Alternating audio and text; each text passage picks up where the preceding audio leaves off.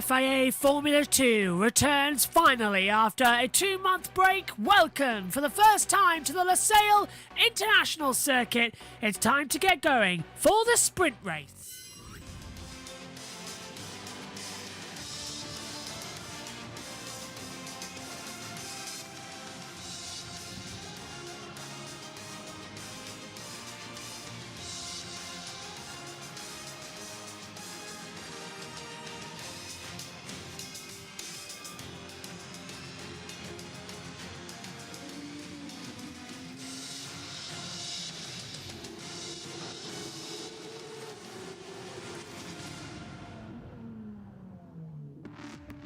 F2. That is outrageous from Maloney. Contact at the start.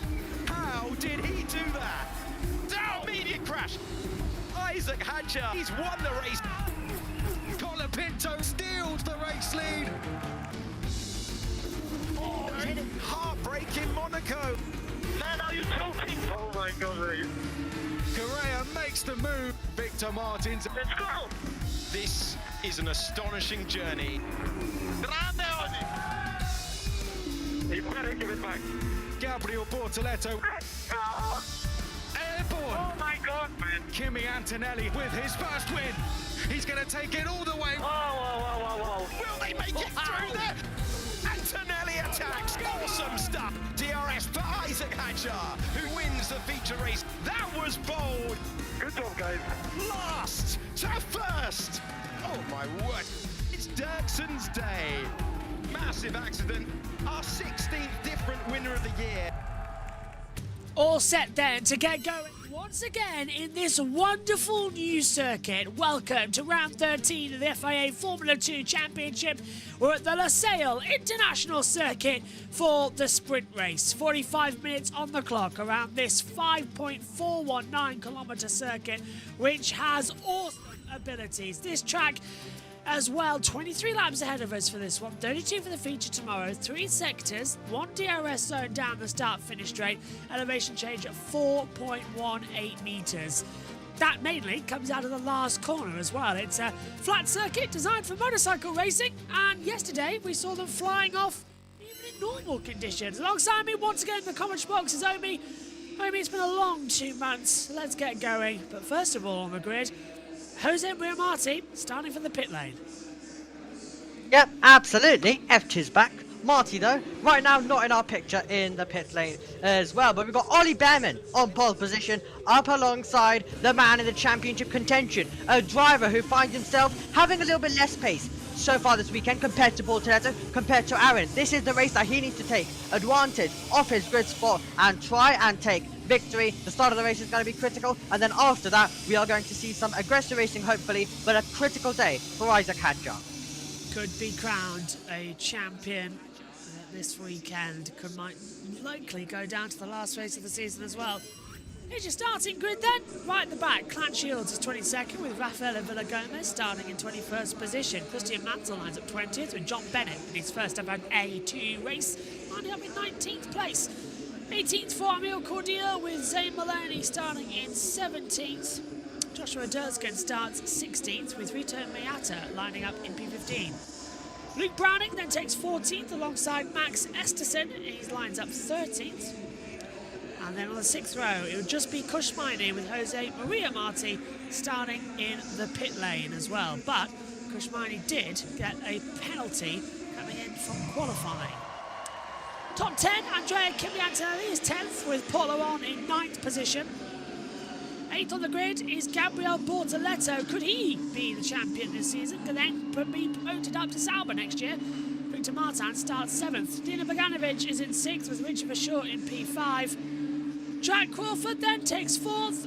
Alongside him is Ollie Goethe in 3rd. And then the front row sees Isaac Hadjar alongside Oliver Behrman. Behrman then on reverse grid pole, but it was Paul Aron who set the fastest time yesterday. I mean, qualifying pole for the feature race. And earlier on this morning, it's been announced that he is the official reserve driver for Alpine in 2025. I think finally an academy who needed to take him, Mercedes, after dropping at the start of this year. Yep, absolutely. An academy that absolutely needed him, and Paul Aron definitely deserves that chance. So let's see whether he can take his first win tomorrow. I mean, if he has the same pace today that he had yesterday, then he might even have a chance today. Who knows? It's Formula 2. Anything can happen as they move away from the line. But yeah, for Kushmani, a penalty from yesterday, a penalty from Baku. Both of them added up. He was supposed to start in P4, but of course he finds himself in P12, of course, due to the penalty from Azerbaijan for the stall on the grid that he had, which the FIA determined that it was his fault as well for not getting the clutch and everything working right at the start, and then also, of course, from yesterday for getting in the way of John Bennett. Let's hear then from what the drivers think of their perspective as well. Our top three starting now. It's about managing the tire and making the most out of opportunities you get. So yeah, we'll see how it goes. My goal is to do the best I can and to fight for the win, and to be on the podium would be amazing. There's an opportunity to take the lead if you get a good start. I know Oli has good starts in general, so it's going to be tricky. But yeah, then we can also maybe use the pace advantage if we have one to take the lead, and clearly the target is to win. I did a little bit of following in free practice, and it's really difficult. The Dirty is quite a big factor. Being a high-speed track, it's quite hard to follow closely and make overtakes. So hopefully with a good first lap, I can be leading into turn 1, and then we see how the race pans out. Hopefully we can have some good pace, but we never know. Okay, I just had confirmation as well that Pepe Marti will not start the race due to an engine issue, so we're going to be down to 21 before we even got going. So 3 sets of hards, 2 sets of mediums in this one. Bortoleto leads by 0.5. Was it 4.5 in the championship? 169 to 165 to Hadjar. Then it's Maloney and Aron sort of in the back foot. It's really 4 in the championship battle, isn't it? And Invictus have got such a hold on the team standings as well. 243 to Campos is 205. 208 now, sorry. Yeah.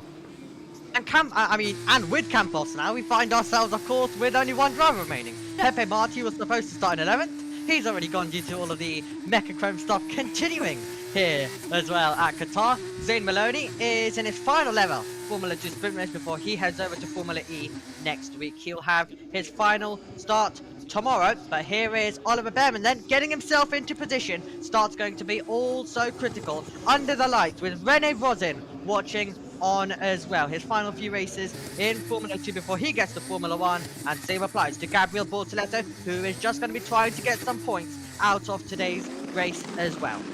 Be a long run down towards that first corner. Watch out for it as well. It's the braking zone that nobody likes. As we get ready, remember, we were supposed to have a new race director here this weekend with Janet Tan, but unfortunately she was let go by the FIA for reasons we don't know. Mohamed Ben Salah seemingly firing everybody. So Rui Marquez is still the FIA Formula 2 director. Still, I mean, they take ages to line up. Tire temperature is going to be critical here with the track temperature falling. Behrman tried backing them up as much as possible, and now they're getting into place, and we're going to get the 5 red lights coming on. Watch the top then. They've been hold for about 3 seconds when Formula 1 was in position. Green flag, lights on. 2, 3, 4, 5. 1, 2, 3.5, go! Poor start from Jack Crawford and Ollie Goethe. Great start from Behrman. Look at Victor Martins coming right round the outside. He'll battle with Crawford into turn 1. The outside line is the best, and he's taken him. He's even going to have a go at Isaac Hadjar, who's still in second position. Behrman leads. Coming through, Richard Verschoor trying to have a little battle as well. He's stuck alongside Dino Bogdanovic. Through turn 2 we come, and there's a bit of tyre smoke further back, but Crawford back ahead of Verschoor. Still Martins in third, and still Verschoor can't get round the outside as we come into turn 4. There's going to be very close there if they're not careful. There's a yellow flag further back. There's cars spinning round. Someone's off the circuit further back.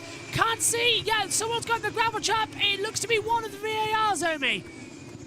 Yep, absolutely. All action start there with Ollie Behrman maintaining the lead. Hadjar still in second position. Can they all get through? Aaron trying to go around the outside of Ollie Goethe, who's fallen down from P3. We're on board with Gabriel Bortoletta sliding all over the road. Absolutely no grip out there on those hard compact tyres, and he's gone on, especially they were sat on the grid for 45 seconds before the lights even started to activate. Behrman's made a small error, and that's allowed Isaac Hadjar to get right up behind him as they come through the midsection. Down to turns 12, 13 and 14, the triple right-hander, which if you get wrong, you'll touch the gravel at the exit line so far.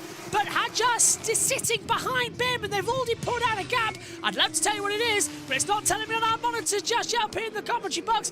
One monitor telling me it's 0.1 of a second so far. Lap one complete though, now the times start to fly through. Isaac Hadjar's got those tyres warmed up immediately. He's going to try go on the attack on Oliver Behrman. He'll be getting the slipstream. We're not going to get DRS this time around, but he's going to be gaining with the toe down towards turn number 1. This will be a dive bomb on the inside. Behrman knows it's coming. He's going to leave the door open. Hadjar thought about it, but the same happened with George Russell. You can't find a way through there. It's impossible to slipstream. And look at the gap. They've got 2 seconds already to Victor Martins, who then now the field's starting to separate, but we've got DRS. And look further back. That wasn't Paul Aron. That was his teammate having a go as well. Yep, absolutely. We've got Cordial battling much more further back as well. Very chaotic start to this one, as we also saw the Van Amersfoort trying to pull out and go for a move in the background, and John Bennett was trying to get past Cyan Shield further back as we watch them all make their way through. Antonelli coming on the back of Behrman. Here goes Hadjar. Hadjar's going for the lead. He's trying to look through on the inside line. He still can't find a way through. He's trying desperately. Pulls to the outside line. Behrman again holding that position as they come through the back half. He's going to try on the inside line. Down into turn 10. That's not an opportunity to overtake. And Isaac Hadjar's done a blinder. Oh, wow. You never see a move down there. And is that going to allow Behrman to have a little bit of a slipstream back through? He's trying, but it's not going to be opportunities through 12, 13 and 14. Incredible stuff. You don't get moves there. We were expecting to see all of the overtaking at turn number 1, but Behrman has really struggled at the start. He was able to maintain the lead, but he's got no temperature in those tyres. He's been all over the road, and Isaac Hadjar was all over the back of him and pushing him through as well. So it's Hadjar now trying to pull away. This is exactly what he needs for the championship. Behrman down to second place. Martins is also going to be trying to get close. He's got Crawford behind as we come over the line to begin lap number 3. Behrman still will be using the DRS to try get some momentum, to try fight back. Jack Crawford's going to get the chance of Victor Martins for the final spot on the podium. Martins goes defensive, but again, Crawford's done the right thing. Hold the outside line. There was a puff of blue smoke. Gets the comeback. Swing round the outside into 2. Martins got it covered. That's brave. Martins has got it covered indeed, but this battle with P3, these drivers have lost so much time off that start, meaning that they are going to now find themselves losing out. Crawford will have a little look, just being large in the mirrors at this stage. We've got Dirksen putting serious pressure on Ritomo Miata, who seems very slow. We take a look at the race start once again, and it was a fantastic launch. It was a fantastic launch immediately from Oliver Behrman, and we found ourselves with Martins having to go to the outside after a poor launch from Goethe, who started in 3rd position. He immediately found himself down. He lost out to Crawford, and also he had Richard Rashaw on the inside. Yeah, and it's down to turn 1 as well. Watch further back because we had 2 cars flying off the road. Here's Zane Maloney. Now he started 12th, now down to 17th. We saw one of the VARs was having a problem as well. Did the Rodin Motorsport have an issue? Did he get forced off at turn 1? Oh, and off goes our TV pictures up here in the commentary box, and it's blown everywhere else as well. Slowly they might come back. But that's happened at the worst time because all we can now see is static pictures as well. Okay, that's a big opportunity. Don't know what's happened there. We've got no pictures. I understand that the Sky feed might have gone down. Yep, absolutely. So, Luke Browning, well, I can tell you a few more things I observed during those race starts. We had a poor launch off the line for Luke Browning in the Williams livery car as well. I'm being told that Miata hit Antonelli. So there was possible contact between Miata and Antonelli. That's what I'm being told, of course, because we can't see pictures at this stage. But I believe there might have been Miata and Antonelli who made contact on the start. And I saw Miata dropping really, really close to losing it behind also Joshua Dirksen who was applying pressure. So yeah, possibly I think it might be Miata who had a bit of contact with Antonelli. So I wonder if he's got a bit of damage with that. So they've completed another lap. Isaac Hadjar leads. Behrman second. Martin's third. Crawford's fourth. Vishal fifth. Paul Aron is sixth. Goethe seventh. Bortoleto eighth. Bogdanovic ninth. Rito Miata moves up into 10th position as well. Villa Gomez did drop back into 15th place as well. So we'll see what happens there. Omi, I'm going to have to leave you with the timing screen for 30 seconds. No worries at all. But yeah, Isaac Hadjar now looking to try and pull away. Martins is going to get an opportunity as well to put some pressure on Ollie Behrman. He has got himself with some momentum now. And apparently, well, someone has had F1 TV go as well. So it seems like everyone's having technology issues absolutely everywhere at this stage. But yeah, Hadjar finds himself now with just one straight goal as we get pictures back. And we're on board with Gabriel Bortoleto putting the pressure on Ollie Goethe, who's finally got a Red Bull liveried car at this stage. We're on lap number 4, and you've got Pepe Marti who's watching on. So Pepe Marti watching on after finding himself not being able to take the start of the race. 3.5 seconds it will be over the line. Crawford still behind Martins, so Crawford's going to get a huge opportunity in the battle for third position on the run towards turn 1. Here we go. Jack Crawford getting close to all the while. Can he go for a late lunge into the first corner? He's going to go for it. We've seen Russell go for it. We've seen Hadjar go for it. And it's going to be further back to the action with Dirksen trying to go the long way around on Ritomo Miata. Yeah. And Ritomo Miata is going to have the position. Amazing stuff from Miata. Bem ahead. Dirksen still can't find a way through. So TV pictures restored as they come into lap 5. A little bit wide there. That was Gabriel Bortoleto. Dive bomb and a half. Bogdanovic back ahead.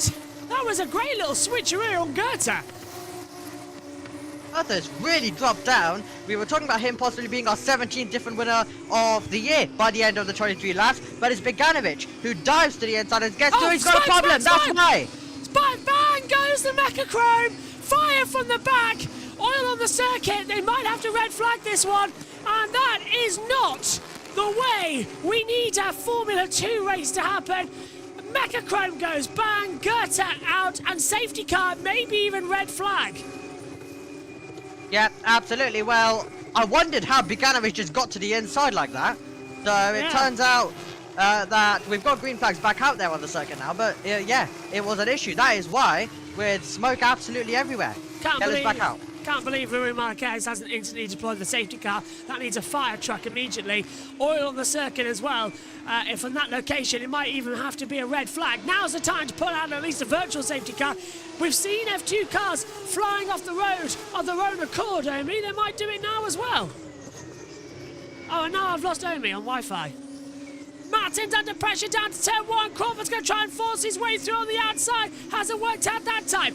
Martins shuts the door as all the systems go absolutely haywire up here in the commentary box right now.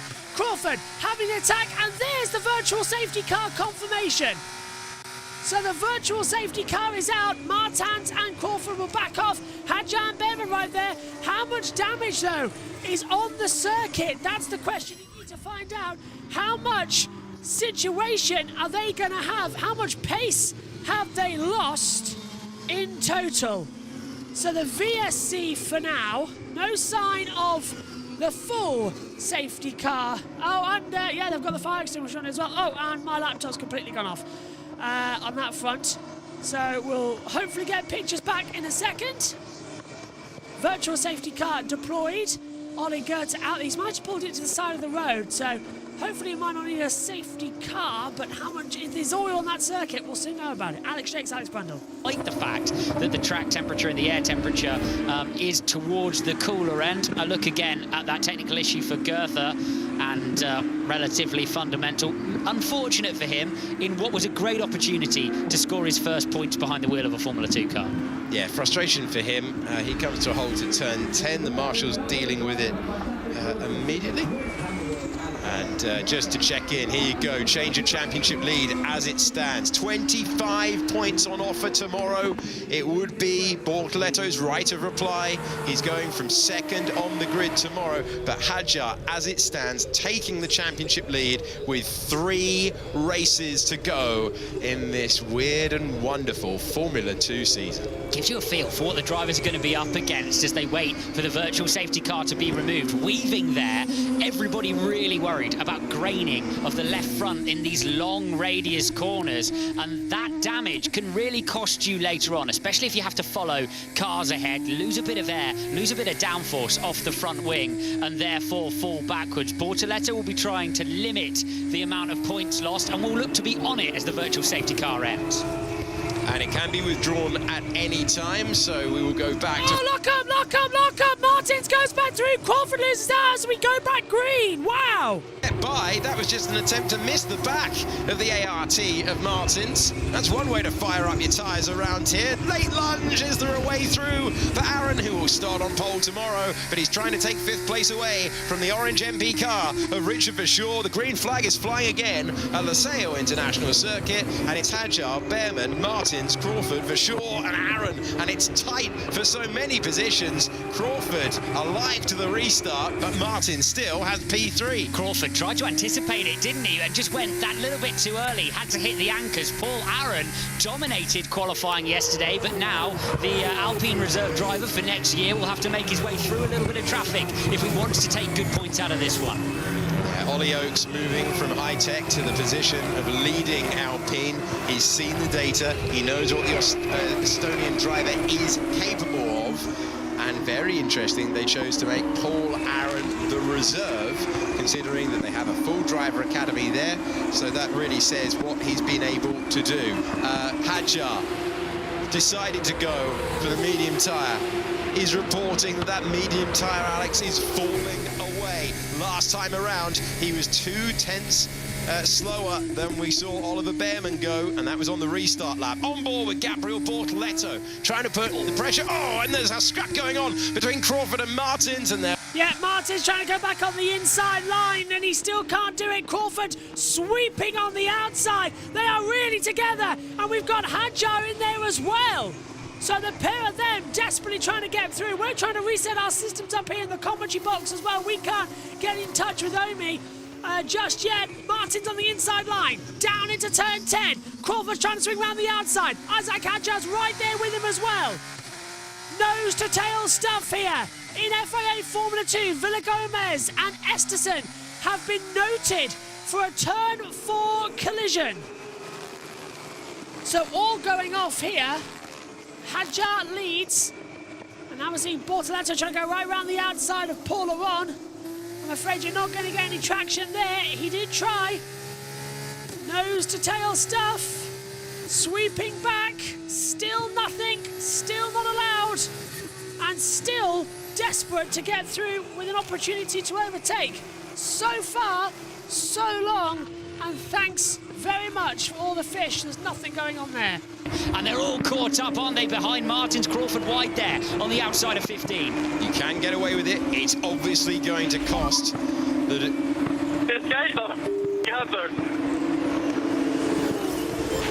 Crawford not loving the defensive driving being dished out by Victor Martins. Off the road at turn 15, you can continue, but it did cost him momentum, not enough momentum, crucially. Crawford will try and regroup. Well, we had a very close Formula 1 sprint earlier on where the gaps were fine, very fine in terms of the margin between each car. We've got the same thing here, but it's so aggressive.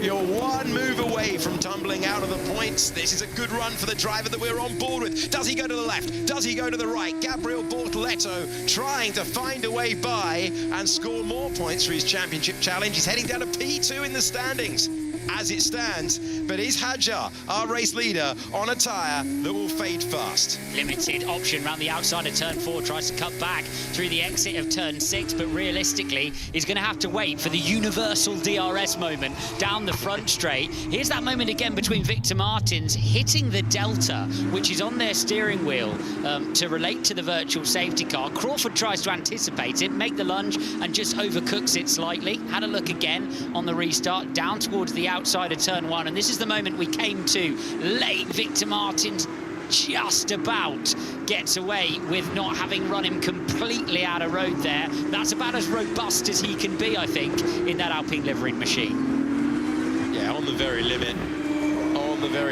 of what race control will allow.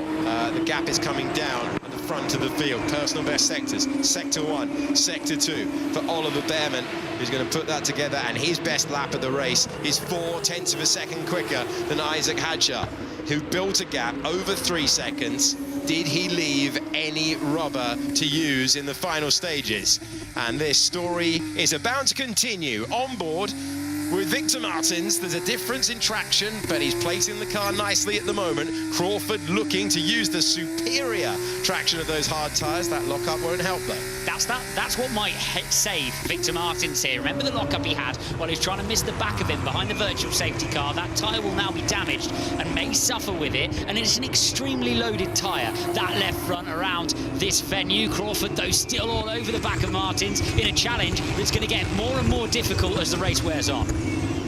Very tight from Martins down. You've got Crawford racing for Dams, then the orange MP car of Richard Verschoor moving to that team from Van Amersfoort, trying the long way round. Will there be enough room? They are scraping all over the road. Can Crawford finally find a car's width to get by? The answer's no. This continues, and Martins somehow is clinging on to 3rd place as Aaron's trying to improve to 5th. That one may well get picked up. Absolutely side by side contact between them, and Martins looked for all the world like he ran him out of road there on the outside of turn 7.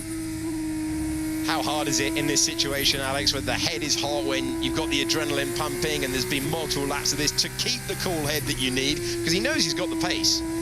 Absolutely so. The frustration, the reality that you know that 3rd place is as far as you can go, and Crawford could well have gone further if he was able to make the move on Martins. He ran me off the track. Position back. Well, that'll be the discussion going on down at Dams. Crawford won't be thinking too hard about that, though, for the moment, because he's got DRS and a look to the inside.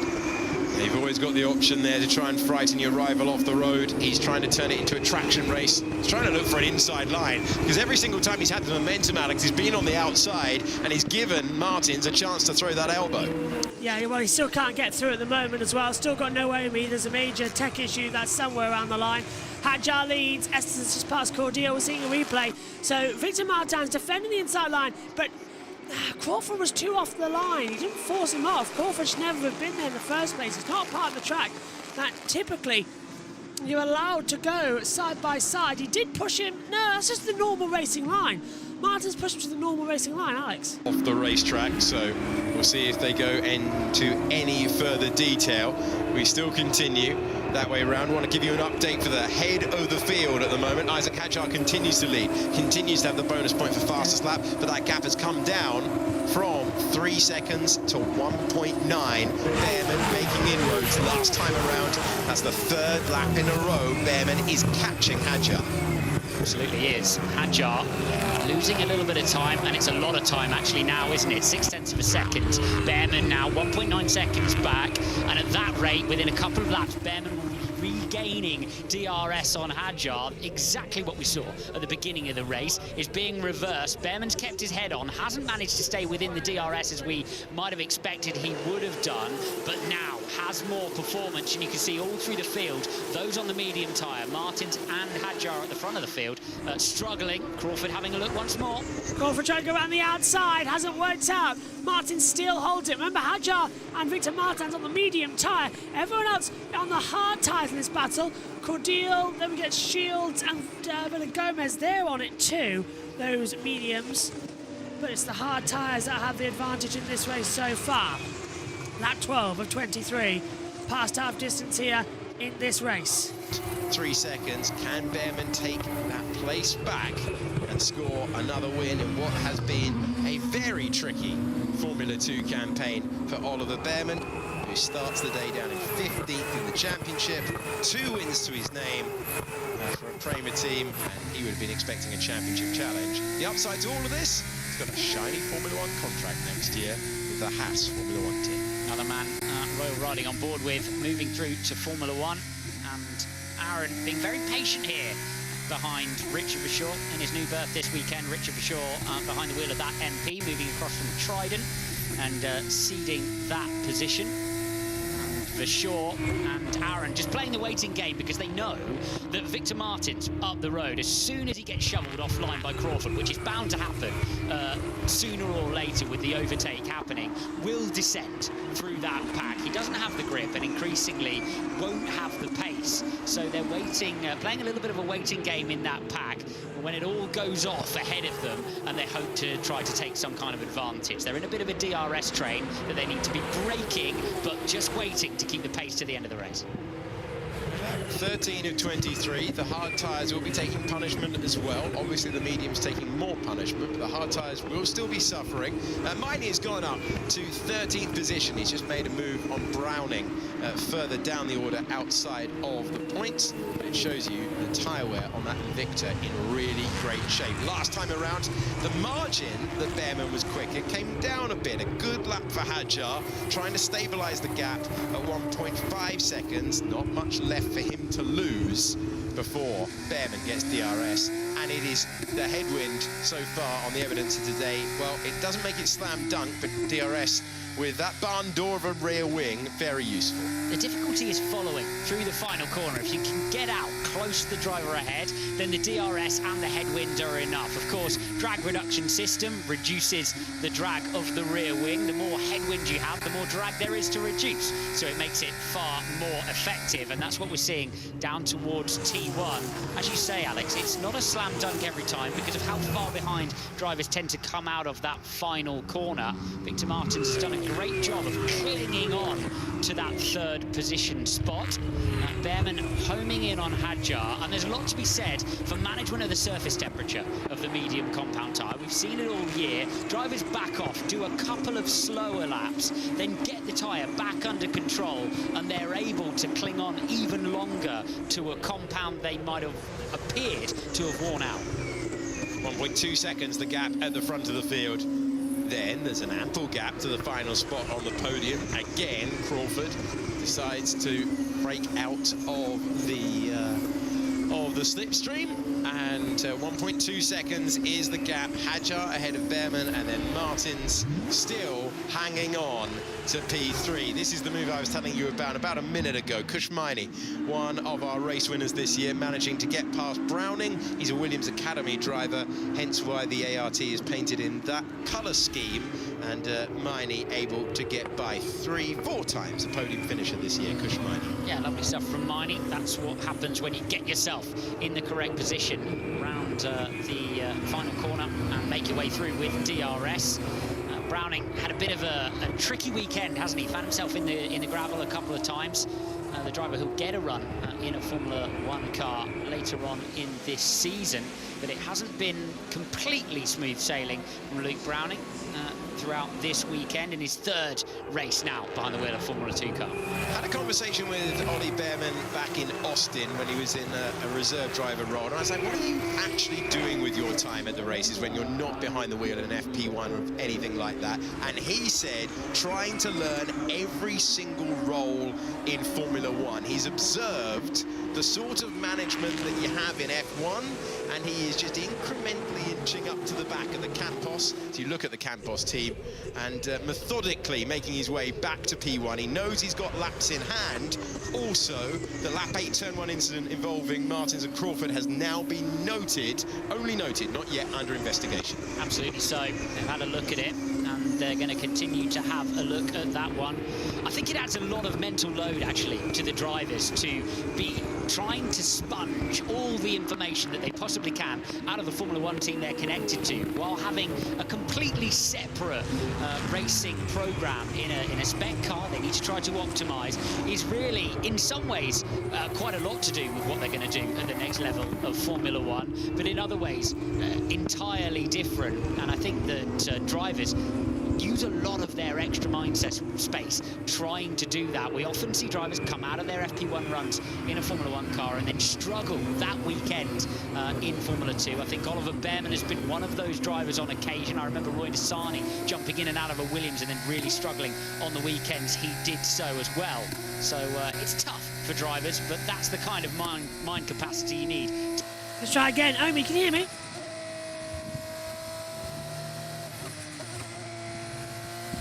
No. Gabriel Bortoletto and the two Hello, Primers. I can. Yeah, but the light's going to be mad. Hello, can you hear me? No. Yeah, there is some crazy lag, I think. Yeah, not just yet then. Middle part of the lap had managed to get that gap down under a second. Huge effort from Hadjar through the final few corners to get ahead, to get inside, outside of that 1 second window to deny Behrman the DRS. Big effort rewarded, and there's 9/10 of a second for the lead of this one on lap 16. He's moved through the planned management of the lead phase, hasn't he, Hadjar, now with Campos, and they've said to him, keep Behrman out of DRS at all costs. Use everything you've got. We cannot offer the drag reduction system to the Prema driver behind us, because then it will be a matter of time. 6 laps to run in this one, and he's got a lot of defending to do, as has Victor Martins, who has somehow managed to stay at the front of this leading pack. And you've got to wonder how much damage those following have done to their tyres in these long radius corners without the front wing working optimally. Lap 8, turn 1 has been noted. Lap 10, turns 7 to 9 has been noted by race control. Only noted at this stage. Could be 2 separate incidents Martins is looking at. Given that race control pinged Crawford for a track limits violation, that's all 4 wheels off the road. It's tough to say that he's been all 4 wheels off the road and not say that was Martin's fault. So it'll be interesting to see whether they deliver that verdict in time. I wonder if everyone thought it would resolve itself on the racetrack, but Martins, he has chucked all the defence that he knows through this journey through the motor racing ladder to hang on to 3rd at the moment. And when the medium tyres started fading on lap 9, Alex, well, I'm not sure we expected Hadjar and Martins to be in the same position on lap 16. Lap 8, turn 1 is no further investigation, so that's one of the incidents struck off so far. But let's focus in on this battle, because Oliver Behrman has, to all intents and purposes, caught Isaac Hadjar. Martins trying to go right round the outside, and Crawford has done him into turn 1. Martins can't do anything to attack back. Crawford back up to 3rd. Now he will climb onto the podium if he can build a gap. Martin's superb defence is over now, and the frustration that had been building will dissipate for Crawford, who has managed to get by. That's one medium tyre dealt with. Can Behrman take advantage of the other medium tyre set currently on the podium, on the top step of the podium? Isaac Hadjar looking to get back there once again. A driver who looked like he was champion-elect until we went to Monza and he didn't score in either race, and then we went to Baku and the same thing happened again. Bortoletto, inexplicably in Monza, going from the back to the front to change this championship battle, and Hadjar needs every point he can get. He does have a big margin back to Crawford though, so how hard will he fight? How hard can he fight on those medium tyres? 4 times a race winner this year. Hadjar has lost 4/10 of a second in the first sector alone, but is clinging on to the lead here. He needs absolutely everything he can get. You don't know what's going to go on through the rest of the year. 38 points available in a Formula 2 weekend, and you need absolutely every single one of them. You could be... And we are back as we see Behrman trying to have a go to Hadjar down to turn 1. He's got the DRS on me. Behrman's right there, going to be an advantage. And the positive thing this time is you've actually been able to see the race and we haven't had a problem. Over to you. Yeah, absolutely. Well, this time around, well, I was watching the race anyway, but now we've got a battle between Vershaw, Martins, and Vershaw's going to go the long way round. And he's got him. Vershaw, oh, look at that. That's cheeky from Bortoletto to try and get ahead of Varan, and goes off the track and through the gravel to do it. And they have to get the place back. Yep, absolutely. He's rejoined behind anyway, but yeah, never been more delighted to hear a Discord. Well, yeah, Discord sound of someone joining. I've never been more delighted for that. And finally, everything's working again. We've had such a good Formula 2 race. It's sad we haven't been able to broadcast much of it. Let's see now. Bortoletto on the back of Aaron. Aaron defended down the middle. Bortoletto found the gap round the outside. I can confirm that... and Aaron is just going to send him off wide, and it's going to be into the gravel momentarily for Bortoletto will rejoin. Yeah, across the road have been having some building work, and we think they've knocked the Wi-Fi. So it's disrupted my lead, but luckily it didn't disrupt the broadcast. Yellow flag, Omi, out there on the circuit. And I'm not sure why as of yet. Green flag now, whatever it was. Yep, absolutely. Beganovic. And Beganovic possibly was a driver who at the moment he was running in the points. And he's found himself all the way down now to P13. So it'll be interesting to see what happened to him on a replay. But the mediums starting to fade as well. And that means that Behrman versus Hadjar is going to be an interesting fight in the final stages of this race.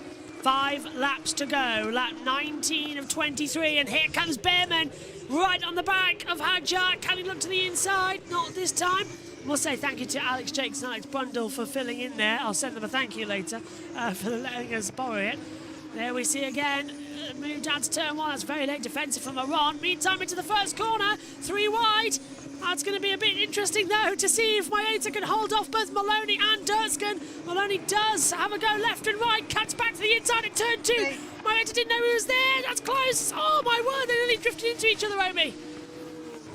Yeah, absolutely. The two Rodin Motorsport drivers going wheel to wheel in that final race. Durtsken's going to get the chance as well. That's going to be inside for Durtsken. He just touches wheel, pushes Maloney wide a little bit. That allows Maeta to go back through, so the Japanese driver will stay ahead. Long time for a replay as we see Paul Aron. Did he get through on Martins? Yeah, Martins now down to 7th, Omi. Sent it, absolutely sent it, and contact between himself and Martins. Well, it's been Martins and Crawford who've been doing that for a while, but it was Aaron who was into the side of Victor Martins through there, as we also saw in the background Durtsken trying to go on the attack. But yeah, Martins being sent out wide, and that must have been the moment that allowed Bortoletto through as well around the outside. This is Martins. Does he get swamped twice then? Maeta's right there. Is this where Beganovic is going to go round? Yeah, Beganovic lost out several places here. On the inside, did he lock up? Did he get... Oh, he got tagged! Yeah! Oh, well, Maeta's going to get a penalty for that. Avoidable contact. Slam dunk, I'm afraid. That's going to be let him with Beganovic. I mean, he was running in the points on debut as well.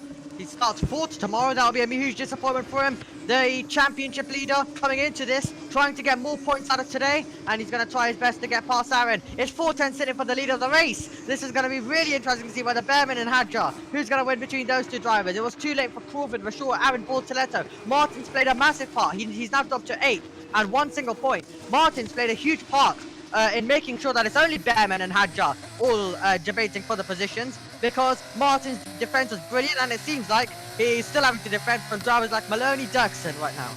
On board now, little twitch from Hadjar on the inside. How much can these hard tyres go for Oliver Behrman as well? He's starting to push, and push. Braking hard, down into turn 10. Now rise at the exit. 11, 12 and 13 coming up. Hadjar will take the lead in the championship by 2 points to Bortoletto at the moment. That's how it stands. 175 to 173.5 as it comes into it. They've got to remember the points for the differentials of half, because we had a delay, well, we had a red flag race that got cancelled. And again, Behrman's seeming like a man on a mission now. He's finally got something back in him. Yeah, and of course Hadjar on those mediums, so we would expect them to fade away. Yeah. He's not fallen off like Victor Martins, but now Behrman's going to get a huge opportunity, and you know it because of how much Hadjar's weaving. 3 to go with Behrman gaining towards turn 1. Down, down, deeper and down. Can Behrman go through for a late lunge? He's thinking about it. He's going for it. That's going to be locked up, though. He's going to run it wide. That forces Hadjar to take an unusual line. He lost out. Behrman knew exactly where to place the car. He takes the lead with 3 to go. Brilliant stuff from Ollie Behrman. Got to the inside. We've not seen many moves work out like that, but he was just able to get ahead of Antonelli. Hadjar. We've got Maloney to the inside. Antonelli dropped down, and we've got yellow flags out. Yeah, because I think it was 3 wide. That's why Antonelli makes contact with Kushmaini. And that's crabbing now for Antonelli. Did well to avoid the F1. Bollard for the braking zone, but I think Kushmaini's stranded at turn 1. That might be a safety car. Antonelli's out. Yeah, might be a safety car indeed. We saw also Hadjar drop behind Crawford and Rashaw. Oh, well, it says yellow, it says green flag on the circuit, but now it's back to being yellow. I was going to say, yes, Villagama's down, but it all changed. It was 4 to 1, so Maeta, Maloney, Durtsken still in that order. Omi. What happened to Hadjar, though? He was not involved, clearly, in that battle. And Hadjar's dropped down to 4th. Has he got a problem? Is that Hadjar now? That is Hadjar. He's the only Hadjar's got a remaining Red problem. Bull liveried car as well. He's got a problem out there. This is a replay. So he tries to attack Behrman on the inside line. Safety car. Oh, he spun it. He spun it. He got caught. And Hadjar spun. That's why he's dropped down to 4th. And he's picked up gravel. Safety car's out. So Hadjar spins on the gravel, does well to keep the engine going. But that allows Crawford and Verschoor through. And this was the battle between Durtskin and Maloney. And they've made contact. And then further behind, Martins just stops right in the centre. Antonelli hits the back. And, well, Maney was sort of the innocent party. But so was Antonelli. That was Martins' fault for just sort of braking right in the middle. What was he doing? He had no acceleration mid-corner. That almost looked like he did it deliberately. It's really, well, a chaotic moment down at turn 1, but honestly, Isaac Hadjar, you cannot be making mistakes like that as a championship contender. That is a major, major mistake. He's lost more points as well. The end of Antonelli's race and Miney as well there. Oh, he's got going. Oh, and there goes Peter Ballard. What the hell's happening in this race? Technical failures, Wi-Fi going off, Ethernet going off. Cars left, right and centre exploding on the penultimate lap. It certainly has been a bit of an interesting one, hasn't it? This is what happens when Formula 2 isn't run for 2 months. Maney's now officially out. Well, to be fair, it happens all the time in Formula 2. Oh, I know. I'm getting fed up with the software problems. Oh, yeah. Right. Technically, actually, Wow. it wasn't the fault of that. It's just the laptop. It was across the road. They're setting up... Across the road, we've got building work going on, and they're also setting up new Christmas stuff. So I reckon they've fused some of the circuits with their Wi-Fi stuff, and it's just affected the servers, because we had no Wi-Fi. And my Ethernet wasn't working, but my laptop's old, so I reckon that's why it wasn't working. So it all just... Indeed. Yeah. That's why we lost pictures earlier on, by the way, Amy. Yeah. It all just... He's going to finish in 6th. Hadjar's going to be in 4th, Aaron in 5th. The interesting way that's all worked out, but Hadjar needed to grab more points today. Because, I mean, if you just look at it, he doesn't have any pace compared to Bortoletto at this stage. Is that put them both level on points? But Bortoletto's ahead by 0.5. Are they level now? I can't work out the result. That's good. I'd love the full order. Track will be inspected post-race. So before they let the F1s out there. Oh, it's 170, so there's 2.5 points between them. If they lose the championship by half a point, that's so unfair. Would be something. Well, we'll go on to the final lap behind the safety car. Then, and this was the eventual move for the leader, critical lead, timed move as well with what happened behind. And this was a late dive bomb into turn 1. You don't usually see moves work out there. He got to the inside, he got to the middle. Ariyama.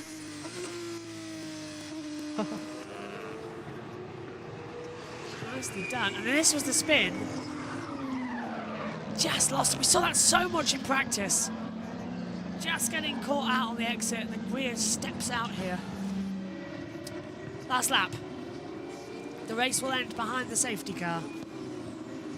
For the second race in a row, let me just add as well. Yeah. That's how it ended in Baku as well. In the feature, yes, you're right. Yeah, and that of course had the big crash at the start of that one as well. And well, today we're going to end it behind the safety car once again, but we've got a full sprint race in, and it'll be Crawford will get on the podium. Verschoor moving to MP Motorsport, already starting with success in P3. And yeah, a bit of gravel there as well that we'll need, or a lot of gravel that we'll need clearing through parts of the circuit after Formula 2 decided to have it all right at the end of this race. Begano to finish in 11th position. He could have had a chance for some great points had he not been tagged around by Return and Miata. But at the end of the day, it will be another victory for Preyman. It's going to be Ollie Behrman as he enjoys his final few races, and this has been a long combination between himself and Preyman, not only in Formula 2 but in other categories as well. I didn't realize it was 3 laps to go. I didn't realize. We should have been much more aggressive on the defense. So sorry. Did Hadjar think it was different? Yeah. I think, well, he cleared from his radio, so... Oh, smoke! Well... Smoke! Behrman's... Is Behrman locking up behind the safety car? Don't do it now, Ollie. Oh, well. He's done worse. Safety car has not got its lights on. I've just noticed that. The rear wing lights on the safety car are not on. Ollie, you don't... The race is ending behind the safety car, mate. There's no restart. Just follow it round. It comes in so you don't have the photo ruined. What's this for Behrman? His third win of the year? Will be. Not bad at all for Ollie. 2 sprints and a feature. Already gloating. I hope Crawford knows the rule. Out of the last corner then. Oliver Behrman comes across the line and wins the first race for Formula 2 in Doha. Crawford and Verschoor complete the podium. Hadjar in 4th. Aron, Bortoletto, Maeta and Maloney the last points. Good result there. Great race, but yeah, let's hope that tomorrow's even more exciting with the pit stops, because we want to call some of that and not have issues technically. Yeah, we were, well, yeah, I was watching some of that and I was like, well, can we call this? We had cars dive bombing everywhere, we had all sorts going on in the mid-pack. Unfortunately, we did miss that exciting period as well, but at least we're here for the start, here for the end, here for the Behrman move as well. So brilliant stuff from him, and then ending behind the safety car in typical Formula 2 fashion. Hopefully we'll go and have a great race tomorrow with more drivers in the fight with our championship contenders as well near the front of the field. Hadjar will have some work to do. This is my boy, Grande! Ah la la. Nice race. The move on the last lap was lucky, huh? That was the VFC after Yes, the mate. 2 corners after that. But yeah, the car was really good today. I thought at one stage we couldn't get him back, but we managed to, so good job. And thank you everyone. I love you guys so much. I'm really gonna miss you. I'm a bit sad. That's nice. Okay, and before we hand over to Alex and Alex, before we're back for the podium, what have you made of that one? Well, very exciting race.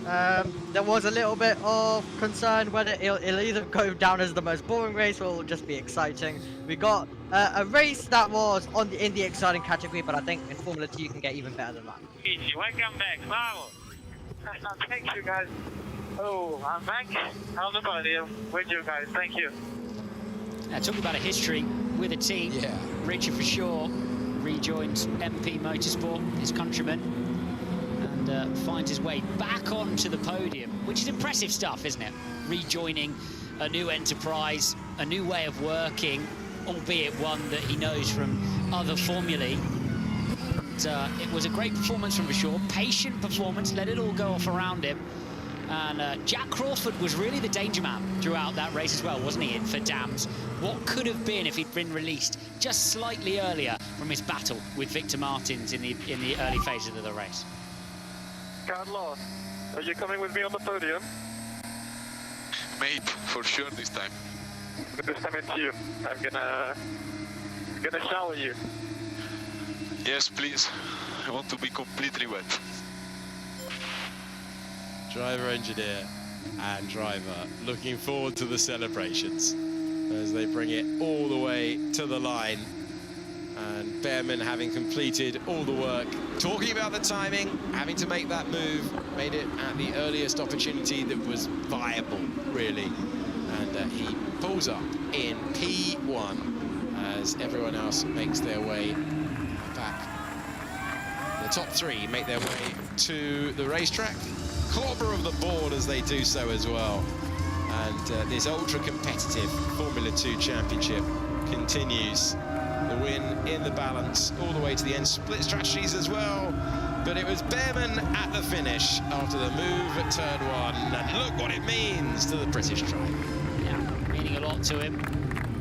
Limited opportunities now for him to get that feeling with the team he's taken so much glory with over the years. And a couple of rounds to go. René Ros in there, ready to congratulate his man. And And the Ferrari Academy driver will be happy to keep on chalking up good results, won't he? Moving into his Formula One tenure, giving confidence moving through into the next stage. Crawford really coming on mid-year. Found himself from mid-year onwards on the podium 3 or 4 times if you count Barcelona as well. He's been one of the key performers of the season, American driver, and another great drive from him. Yeah, he is trying to fire himself up the order with the remaining rounds. Started the day in 5th position. A great entertainment for the crowd. Hope you enjoyed it at home as well. As we see the man with the prancing horse on his back, all smiles, and posing for the cameras.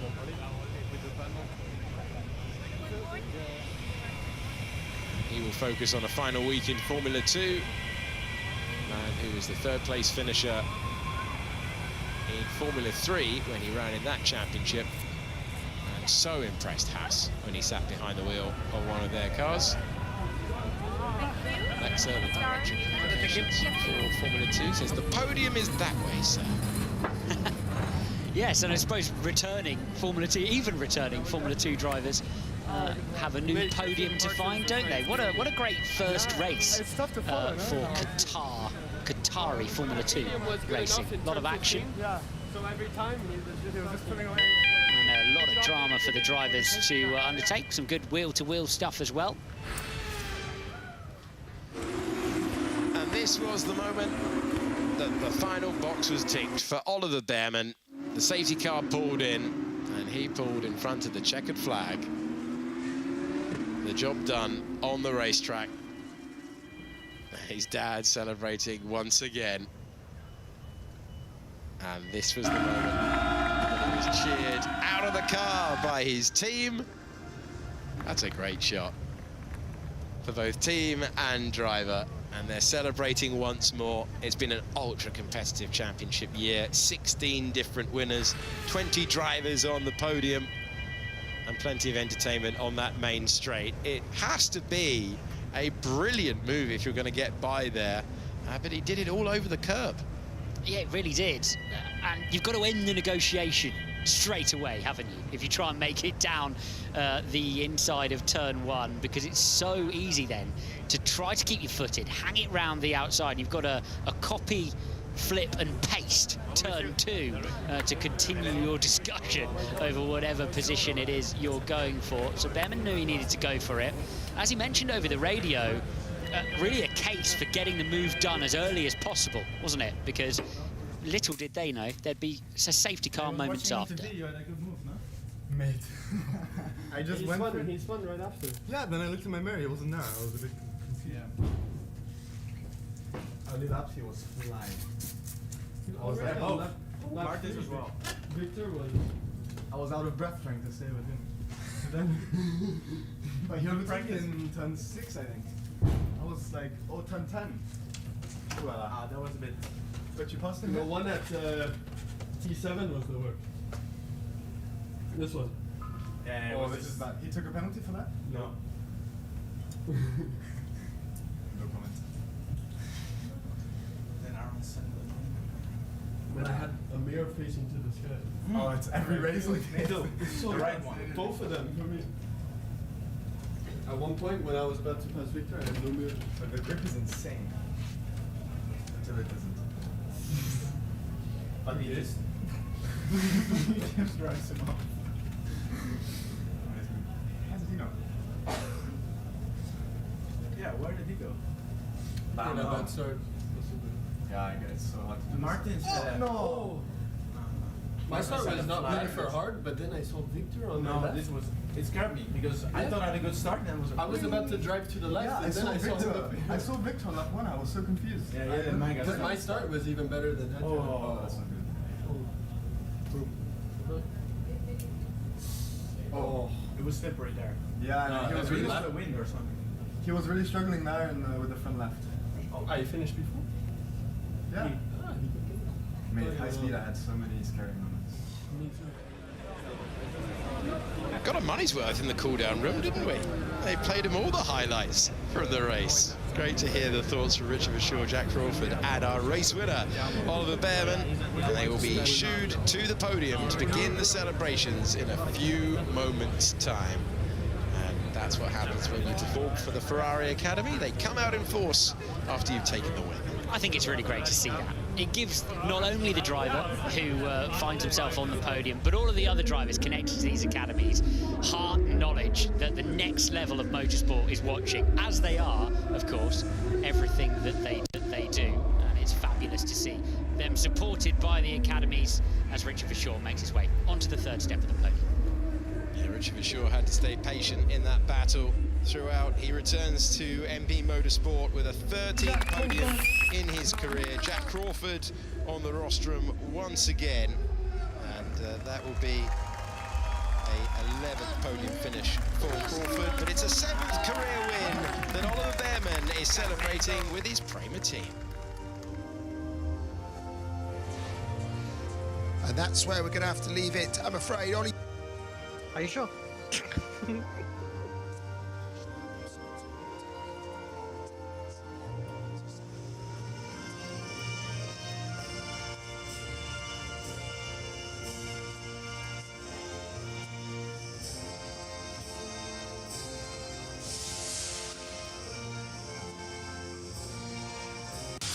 Oh, that's despicable.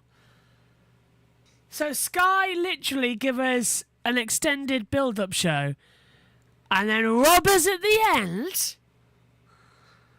Yeah, congratulations to Oliver Bearman. He wins here in Qatar.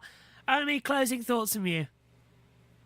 Well, what an F2 race that was, but Isaac Hadra, he really needed those extra points because he is a driver who is at a disadvantage tomorrow. He was supposed to take the championship lead today with a few points, but instead it went all wrong when he lost the car and spun around. Would have been even more dramatic had he spun it from the race lead. Brilliant stuff from Oliver Bearman. Tomorrow's feature race, I think, will be even better. Cannot wait for that. Thanks, Omi. Thanks to everyone watching. Sorry for the technical issues. At least it didn't affect the commentary and you were able to still see the race. We'll see you tomorrow for all the action from the F2 feature. Next up, it's Formula 1 qualifying, followed by F1 Academy Race 1. Join us again shortly. Well done to Ollie Bearman. Bye-bye.